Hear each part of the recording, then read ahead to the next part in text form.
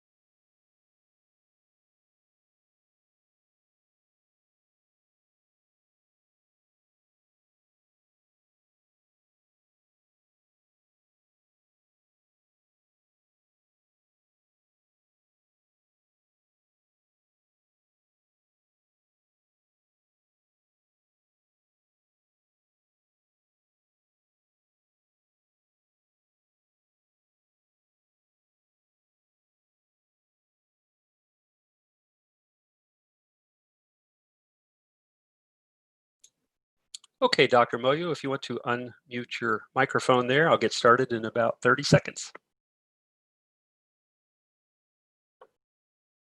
Here I am. There you are. Sounds perfect. Thank you. All right, here we go.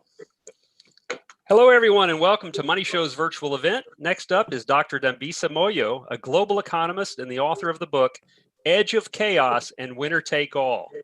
Dr. Moyo is going to tell us about 5 things that will define the post-pandemic world economy. And at the end, if there's time, we'll take some questions. So if you want to type them on the box to the right side of the platform, we'll address them at the end. So Dr. Moyo, thanks for being here today. Please take it away. Thank you so much. I'm delighted to be able to participate today. So the key point that we should start off with was that even before the pandemic hit in earnest, the global economy was already in a pretty precarious position.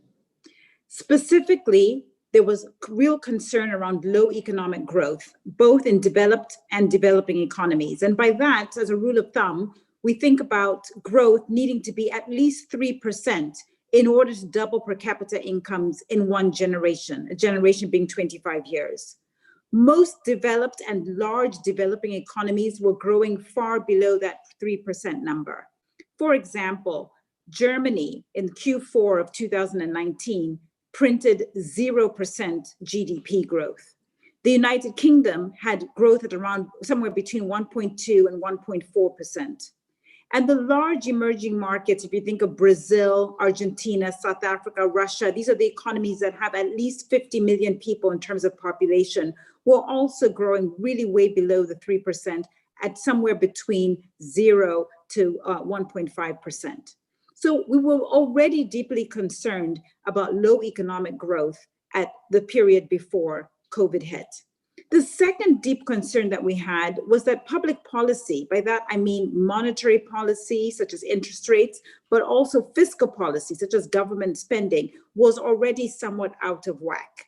In terms of monetary policy, we were already in a world post the financial crisis of 2008, where interest rates were negative. I mean, we knew that they were historically low, but we'd even seen in large economies, such as the European economies, that interest rates were now actually negative, which honestly, for somebody who's worked in economics for such a long time, this was really something unheard of, even in economics textbooks.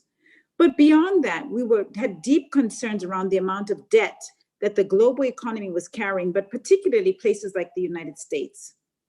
The Congressional Budget Office, for example, in the United States in 2016 was already warning and cautioning that by 2030, the United States, because of its debt levels, and of course, because of enormous deficits, would be unable to service the entitlement programs such as Social Security, Medicare, and Medicaid.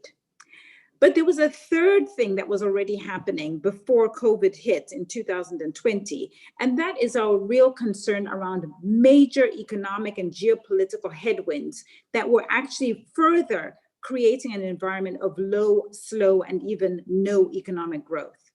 These headwinds, which I wrote about in great detail in my book, Edge of Chaos, included things like technology and the risk of a jobless underclass, the fact that there would really be few people, or relatively few as a percentage of the population, who would be able to work in an economy that had become heavily automated and based on robots. But we were also concerned about demographic shifts, the fact that the world's population continues to grow at pace and is expected to keep growing until 2100, when there'll be 11 billion people on the planet. India is adding 1 million people a month to the population. And this was obviously putting a lot of pressure, not just in terms of the quantity of the world's population, but there were also real issues with regards to the quality of the workforce. Then there were deep concerns around income inequality, economic headwinds that had seen a diminution or reduction in social mobility by about 50% over the past 30 years in the United States. The fact that social mobility had been reduced means that income inequality had gone from something that was really not discussed in the 1990s to something that was at the top of the public policy and the political agenda in much of the period after 2000. And additional issues were around climate change and natural resource scarcity, which again, because of large population, urbanization that was occurring around the world, these were concerns that there would be an imbalance with that increase in demand versus the supply of potable water, arable land, minerals, and energy. I touched on the issue of debt.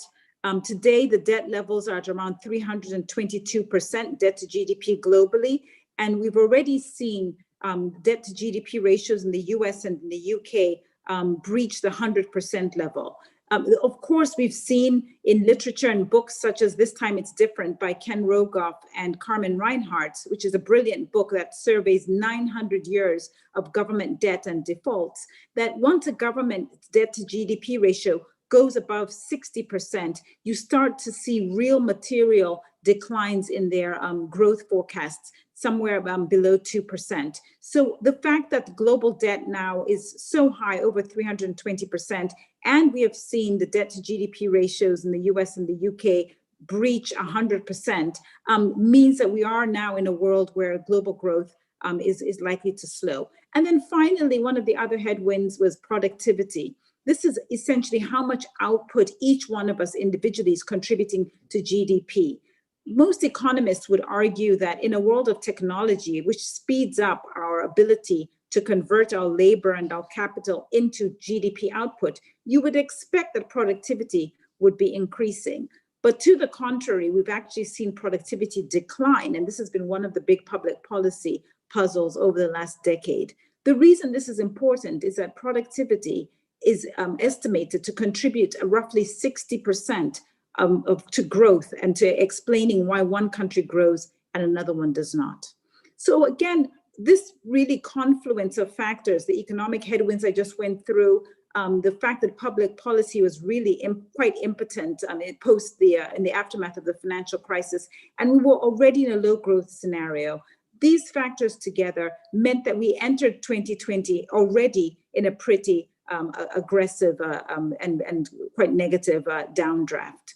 So, of course, we know we've ended up with a pandemic, and with that, an aggregate demand shock as the policy response across most of the globe has been to reduce GDP production. And what I would like to do in the time that I have remaining is to really ask the question, what happens next? What is the post-COVID prognosis? And in order to do that, I think it's best that we look to the past, because there are a lot of indicators that I believe will really provide some clues into what, in particular, 5 things will define the post-pandemic era. In order to do that, I would like to start by comparing the period of 1950 to 2008. This is really the period where we saw tremendous economic growth globally, with the period in between 1870 and 1900, which is termed as the Gilded Age in the United States. These 2 periods, 1870 to 1900, the Gilded Age, and the 1950 to 2008 period, have a lot in similarity. In fact, they too have 5 things that I think really define these 2 really important growth periods. One is that they were both periods of high economic growth. From 1950 to 2008, global growth was unprecedented levels at around 8% per year. That was absolutely a defining piece of the Gilded Age in the United States. Very much rapid economic growth and on the back of industrialization, enormous economic success. The second thing that is incredibly defining of these 2 periods is globalization. And I'll come back to this point later, but really in terms of trade, in terms of capital flows, the movement of people, we really see these 2 periods as being periods of enormous globalization around the world. A third thing was the dominance of corporations. Corporations, the private sector was vibrant, it was dominant in terms of creating jobs, really a big contributor to GDP in both of these economic periods. Conversely, the 4th point is that we saw relatively small government, certainly in the Gilded Age. And just as a data point, from 1850 to 1900, that's 50 years in the United States, every single president had only one political term, one 4-year term. And that was really very much emblematic of how, in a sense, weak government was, and really an afterthought, if I can use the term, in terms of defining the economic output and the economic sort of planning of the economy. And then finally, we have a 5th point, which is, again, defining these 2 periods, which is unfortunately widening income inequality. I will spend more time on this later, but for now, suffice it to say that today we've seen, and I've touched on this already, over the past 30 years, the breakdown of the diminution of social mobility in the United States. And by that, I mean, over the past 30 years, the probability of being born in one economic group, so a low economic group, and ending your life in a high economic group has gone down by about 50%. But we know that social mobility has been the backbone of the American dream. And so this has been a tremendous economic and very much so now also a political issue that the public policymakers are having to address. But very much like the period that I've just alluded to, 1950 to 2008, we saw enormous splits in terms of income inequality and wealth in the United States between 1870 and 1900. So if we go back to that period of 1870 to 1900, this Gilded Age, 3 things happened after 1900 to puncture the mood. First of all, we were in a period where we had World War I, which hit in 1914 to 1918. In quite quick succession, 1918 to 1920, we had the Spanish flu. By some estimates, as many as 50 million people, by some estimates even higher, 50 million people died because of the Spanish flu. And then the third thing to happen was an economic crisis, the 1929 collapse of the stock market, which led to a period of depression. In fact, one of the statistics that I think is particularly poignant in showing just how aggressive the economic crash and depression was that it took 25 years before the Dow Jones Industrial hit the mark that it had hit in 1929 as a high mark. Let me put that differently. In 1929, the Dow Jones Industrial Average hit its peak at 381.7.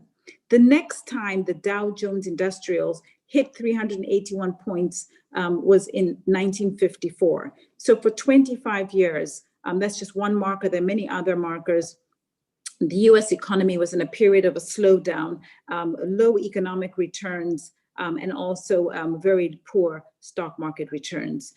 In particular, this period, this 25 years, 1930 to the middle of the 1950s, is really characterized by a complete reversal of the 5 things that I talked about previously. In fact, what we saw, instead of rapid economic growth of the Gilded Age, we saw very slow economic growth and very high unemployment for that 25 years. The second thing is we saw enormous deglobalization, a retrenchment of the trade and capital flows that we had seen in the Gilded Age. We saw the implementation of public policy and legislation around Smoot-Hawley, which imposed thousands of tariffs on goods of import into the United States and really slowed down globalization in a very meaningful way. The third thing was that we saw the breakup of the large corporations. Standard Oil is really a beacon of that in many respects, but we also saw the breakup because of antitrust legislation that had come into place through the Sherman Act many years later, but really gained bite in this progressive era, where we saw not just Standard Oil, but companies like the railways with the railway barons get split up and really become a much more competitive and less oligopolistic society. In addition to that, we saw government get much more powerful. We see FDR come to the helm and with his New Deal really drive through very aggressive public policy. But particularly and quite importantly, FDR had 3 terms in government. And I think that was pretty emblematic of how not just important government had become, but the strength that government had in terms of driving the economy. And then lastly, with respect to income inequality, we saw huge efforts, as I mentioned a moment ago, through the New Deal to try and reverse a lot of the trends around income inequality, in particular through imposition of the Social Security and Medicare and Medicaid, obviously FDIC and many other programs that fell out of the New Deal. We saw quite deliberate efforts to address some of these issues. So if past this prologue and we start to think about where we've been in the recent period, like the Gilded Age, we have been emerging from a period of fast economic growth and globalization, really strong global corporations around the world, and in immense power from corporations, and I would argue much more globalization around the world. It would seem to me, given that we've had a severe financial crisis in 2008, we've had, and of course followed on by the Europe struggles, Grexit, subsequently Brexit as well, we've started to see the diminution of a lot of the key pieces that defined the public policy environment of 1950 to 2008. But also now with COVID and the global pandemic, I would have argued in some of the research that I've published recently that we are now in a position where COVID is actually accelerating a period into a much more progressive era than we've seen in the past. So very quickly, if I may, just to give you some the 5 things that I think will define the public policy environment and the global economy over the next period. 1, we're going to see governments not only be big as they are now, they're going to get bigger, much more powerful as an arbiter of capital and labor. And actually, in terms of debt and deficits, I think we're going to see much more government action and therefore more bloat. I think one of the numbers to think about is what Angela Merkel, the Chancellor of Germany, has talked about, 7-25-50, the fact that the global economy is 7%, excuse me, I beg your pardon, Europe is 7% of the world's population, represents 25% of world GDP, but is 50% of world welfare payments. So just 7% of the population has 50%, half of the world's welfare payments. If you add the United States to that number, you're talking about 12% of the world's population, less than 50%, just under 50% of world GDP. But together, US and Europe represent 90% of world welfare payments. This is clearly unsustainable, given that 90% of the world's population lives in the poor emerging markets. So clearly, government is already big. It's going to get bigger, given the urgency around some of the challenges that we continue to experience today. The second thing that is really going to be quite important is that government's going to be even more important in terms of an arbiter of capital and labor in the economy. We've seen this both sides of the pond, so to speak. In the United States, we've seen the government buy, actually the Federal Reserve buy sub-investment grade credit, which is unprecedented. They're buying corporate bonds in the United States. Across the pond in the UK, the government has got furlough schemes where they're basically paying private sector employees' wages. So this type of theme, in as much as the vaccine does hold promise for change, I think fundamentally there's some real economic challenges that will continue to require governments to play a big role in both providing welfare, but also in the economy. Very quickly to continue on here, the private sector has actually become heavily dominated in almost every sector by very large and important companies. So every of these sectors, banks, the energy companies, technology companies, pharmaceuticals, airlines are now dominated by about 5 to 7 large economies that are global players. And in that sense, the global economy has trended very organically into becoming much more of an oligopoly structure. These sectors have become oligopoly structures, and in some cases, even arguably monopolies. And so it would seem to me that we should expect there to be much more aggressive regulation come through, both in terms of taxations, because government needs to pay its bills, but also in terms of the risk of antitrust getting, again, more aggressive and more bites. And we started to see elements of that already. The fourth thing that I believe will define the global economy in a very meaningful way is that we're going to see a shrinkage in the private sector. Even before COVID hit, the contribution of the private sector to GDP was already in the declining phase. Particularly in the UK and in Europe, and this was already a worrying statistic. But I think we're going to see much more of that as government's role in the economy gets much bigger. One of the things that I've been watching a lot about is the fact that even in the United States and places like Australia, the number of publicly traded corporations has actually gone down by about 50% over the last 10 years. There used to be about 7,000 publicly traded companies. It's now down to around 3,500 for a whole host of reasons. There have been mergers and acquisitions. A lot of companies on the back of private equity money have decided to go private. And so fundamentally, I think that trend will continue, driven by regulatory requirements or just the nature of the economy consolidating more. I think that that's a trend that will continue. And then finally, the fifth thing that I believe actually started before COVID hit, will continue, I believe, in a much more in a sort of aggressive way, is deglobalization. We've seen it happen before through aggressive legislation. We were seeing it, some elements of deglobalization before COVID hit. And by that, I mean, we've seen trade reductions. By that, I mean, much more balkanization around the world where regions are breaking up. We've seen Brexit, for example. But also regions are becoming much more insular. So you've had the USMCA replacing NAFTA, you've got TPP, much more regionalized than sort of the global trade system that we've known from 1950 to 2008, roughly in that period. In terms of capital, if you look at Basel and some of the IFF, the International Financial Fund data, we've started to see much more aggressive capital controls being imposed, especially as many countries are struggling to pay debt in this environment. I think we'll continue to see that, especially as many investors are looking for a home bias in much more uncertain terms, the much more aggressive reactions from different governments. Additional things, we've seen very aggressive anti-immigrant which is a big piece of globalization, much more anti-immigrant sentiment, which could be particularly problematic for global corporations as they look to, have traditionally looked to a global pool of talent in order to staff their organizations.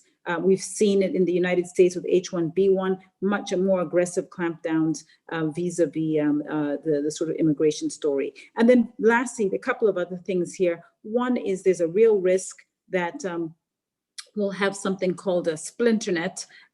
This is a real move from the sort of global standards and global rules that countries subscribe to, and a world in which intellectual property protocols, but also monetary system could split. And there are many people who are betting that within the next decade, we could see a splinternet where we have two competing intellectual protocols or technologies, one led by China, one led by the West. Again, meaningful message and challenge for many global corporations that have supply chains that have not assumed that risk. And then finally, of course, we're seeing a real sort of rivals emerging from China in particular to challenge the multilateral systems, the IMFs, the World Banks, the Bretton Woods organizations that were set up in 1944, their traditional roles in terms of development, in terms of setting standards, but also in terms of the monetary system is really being challenged in an aggressive way. And I do believe that that will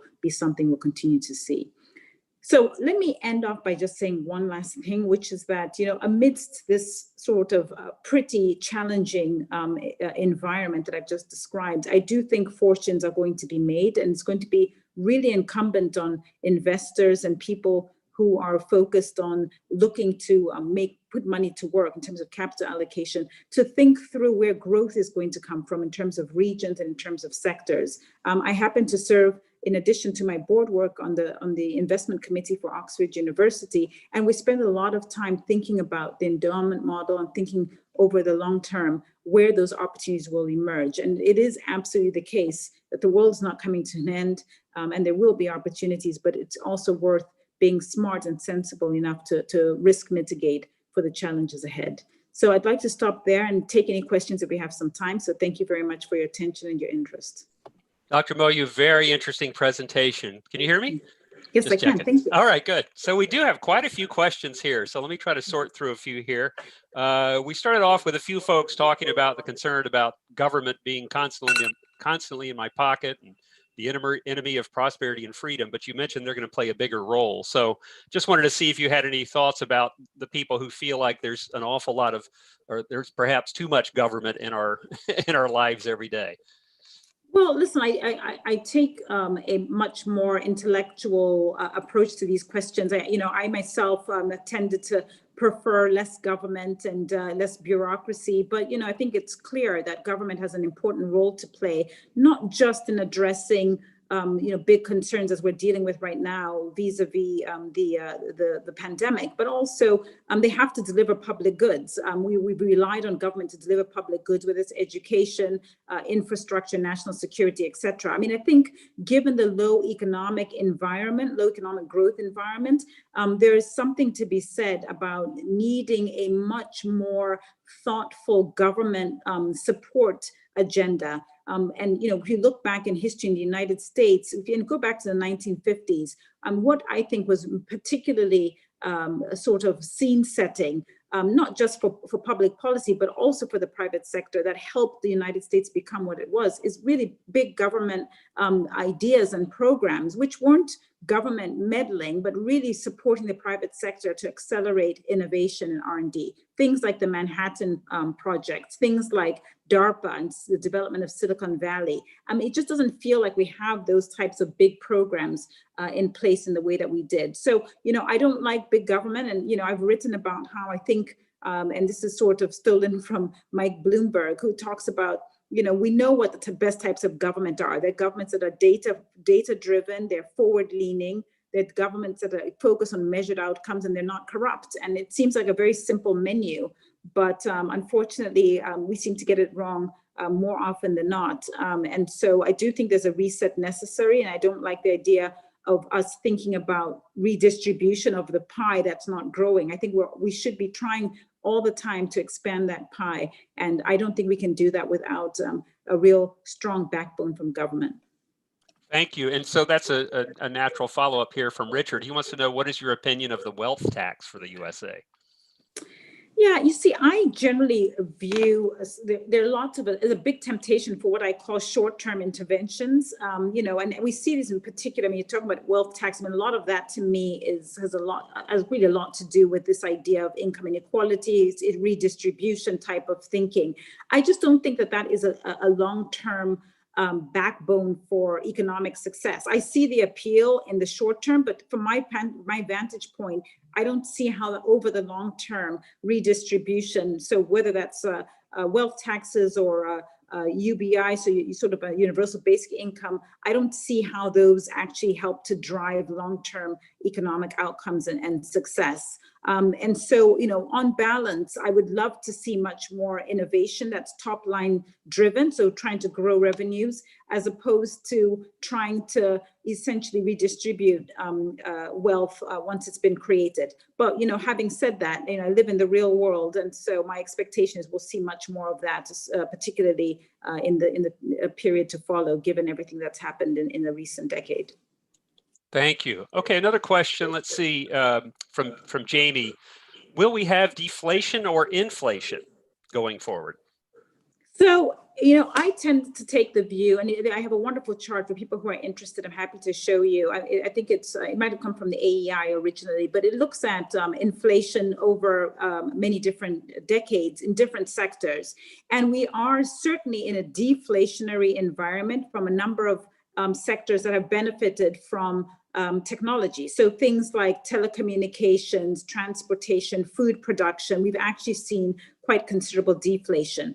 However, it is true that there are other areas where we are likely to see inflation, things like education and healthcare. I mean, actually with education, I would actually hazard a guess that we'll probably see a lot of deflation in that area also, but certainly healthcare costs are on the rise. So I'm on balance a person who believes that we'll see less inflation. I think that, in the next year, given that we had such a deflationary shock, because of the aggregate demand policies that kept us all at home, we might see an uptick there. But I definitely am not of the view that the massive stimulus packages that we've seen are going to ultimately lead to enormous consumption gains, where we're already at 70% 70% to GDP, consumption to GDP. I don't think I see that going higher. And to the extent that we have seen any type of inflation, we've seen it in asset prices. So, to me, it's already kind of been absorbed in some real estate, but certainly in the stock market. And also in other areas such as art. So I'm not a big likely to see inflation person. And it's interesting because the Bank of England recently has been encouraging banks to start looking at 0% and even negative percent interest rate scenarios. So that kind of signals to me that they're not seeing inflation on the horizon anytime soon either. Okay, we're almost out of time, but I think we should take one more question. I see here a question from Jamie also. What is the future of gold and silver in your opinion? And I was wondering about the value of the dollar. A lot of people talk about the concern about the value of the dollar changing here. So let's take that one and then we'll close her up. Sure. So I think, if I could, I used to be on the board of Barrick Gold, which is the largest gold producer in the world. And, the founder used to say, if I knew where gold was going, I wouldn't be here. I'd be in Tahiti. And I kind of take that view as well. I don't know where it's going. But I do think, first of all, the US is not going away as the reserve currency for some time. I mean, especially if we think about China being the replacement. Obviously, China's financials are not as deep right yet as now. So I don't think that that's going to be a real threat in the interim. However, they are offering swaps and loans based off of the renminbi. So they are definitely thinking about a more monetary system based on that. The one thing I will close out with is just to say, let's see what happens with cryptocurrencies. I'm not a big buyer at this point for obvious reasons. Government can step in at any time and do whatever they wish to regulate that. But, I am keeping an eye out. It's interesting to see that as a new technology in terms of rivaling the traditional fiat systems of currency. Thank you. That was another question. So you addressed that as well. Well, thank you so much for a wonderful presentation, Dr. Moyo. It's been a pleasure. We really appreciate you joining us today. And I'm going to share my screen and just let everybody know a couple of things here while we're we're about to close out. First of all, I want to let everybody know that some point over the next 3 days, please take some time to remember to browse through the interactive virtual hall where you'll find exclusive offers from our sponsors and exhibitors and lots more. Also, if you missed some of the sessions or would like to replay some on demand, such as this one, you can learn how to do that by visiting virtualpass.moneyshow.com. And those video recordings and audio recordings are for more than 45 educational presentations from this virtual event, including the slide presentations from the speakers, so you can review the key points at your leisure. And please be sure to join us again at 10:40 Eastern when Grant Cook, the president of American Commodities Group, will present Let's Trade Volatility. So thank you again, Dr. Moyo, and everybody for joining this session, and please enjoy the rest of the Virtual Money Show.